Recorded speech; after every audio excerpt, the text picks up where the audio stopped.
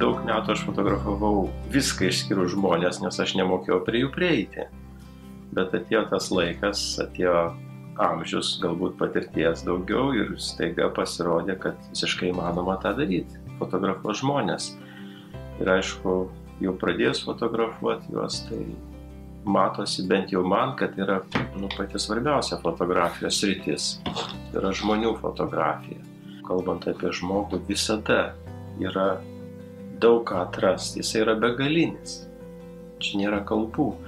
Ir atrodytų net tokiuose žanruose kaip portretas, bet viskas keli metai pamatai kažkokį iškilusi naują vardą, ne Lietuvoje, bet aš kalbu apie kitą kontekstą, tai kuris tiesiog pribloškia, kaip taip galima pamatyti. Negi taip niekas nedarė, iš tiesų yra tokių dalykų, kurie tiesiog atskleidžiami visiškai kitaip. Tai tik tai patvirtina, kad tas žmogaus vaizdavimas yra neišsemiamas. Aš visada fotografuoju labai paprastai, be jokių triukų, taip kaip yra, be jokių pagražinimų, stengiuosi. Tik tai vienas dalykas, kas man svarbiausia, aš stengiuosi rodyti žmogui visada iš jo gražiosios pusės. Visada suteikti vilties, kad ir kokia būtų sunki situacija. Mano tokia yra intencija. Aš vengiu fotografuoti per daug tokios skausmo. Jis ir taip matosi, bet jo niekada neužaštrinti. Ką aš fotografuoju, tai aš tikrai nevadinu meninė. Jokių būdų, bet tai yra žmonių gyvenimas ir nežinau, kaip kitaip įvardinti.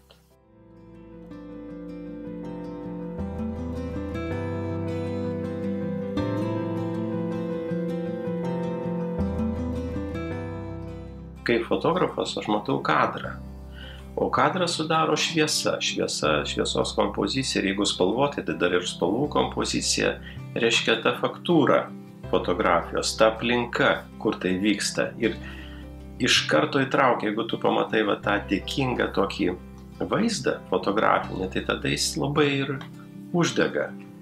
Ir aišku, žmonių tipažai, charakteriai, jie labai skirtingi yra ir vieni labai tokie fotogeniški, išraiškingi, kiti žymiai labiau užsidarę savyje arba tokie būna ir labai užsklesti veidai, tai juos labai sunku fotografuoti, tokius žmonės. O kiti tiesiog atsiveria ir jį filmuoti beveik reikia, nes tos išraiškos keičiasi baisiausiai. Tai tas ir įdomiausia, kad dažnai nežinai, kas tavęs laukia, kokia situacija. Aš niekad nemeluoju, kai ateinu su žmonėm, niekad iškart neišsitraukiu aparato. Visada prieš tai šneku, ar jeigu keliese važiuojam, tai kiti šnekasi, aš laukiu ir nepuolu fotografuoti.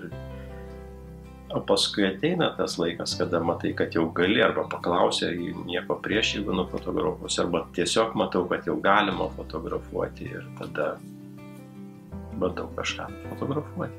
Fotografuodamas tose vietose, kurias aš pasirenku, žmonės, kurie gyvena labai paprastai. Jų buitis yra šiuo atveju tokia kaimiška daugiau, itin paprasta. Jų visas gyvenimas, viskas yra labai paprasta, bet kartu labai tikra. Už tai ta būtis ir priartėja prie buities. Nėra tų dalykų, tų didelių pinigų ar kažko, kas atskirtų tuos daiktus. Ir kuo yra turtingesnis interjeras matosi, tai tuo jį sunkiau suvaldyti. Ir dažniausiai būna taip, kad matosi tik tai ta labai graži buitis, o žmogaus ten nelabai ir lieka. Nes tas grožis suvalgo patį žmogų, jisai pasidaro ten anonimiškas.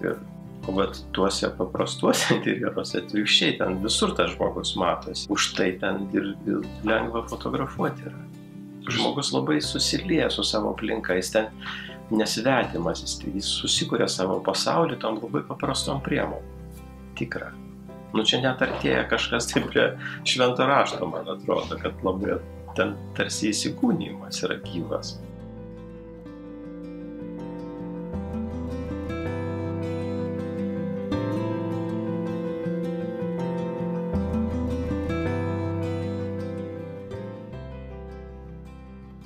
Paprastas gyvenimas yra gražus. Tos fotografijos yra taip padarytos, kad šviesa ir spalvos daro tiesiog tą gyvenimą gražų.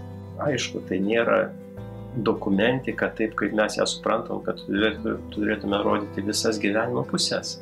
Pasirinkti būtent tą pusę. Nemanau, kad viskas absoliučiai išnyks ir viskas labai pasikeis jau drastiškai. Man atrodo, atsiranda žmonių ir jaunų, kurie išvažiavę į kaimą, į provinciją, jie gyvena irgi paprastai. Man tenka sutikti tokių žmonių, kurie labai paprastai ir sveikai žiūri į tą gyvenimą. Kad jie atranda tame prasmę, tokiame paprastume. Tas artumas su pasauliu, su gamta yra vis tik labai didelis dalykas. Ir Lietuvoje tą daryti galima. Tas peizažas, gamta, viskas labai yra palanku žmogaus tokiam sveikam sugyvenimui su ta aplinka. Su ta artima aplinka ir tolimesnė. Viskas labai humaniškai yra Lietuvoje. Mes to tik tai nematom.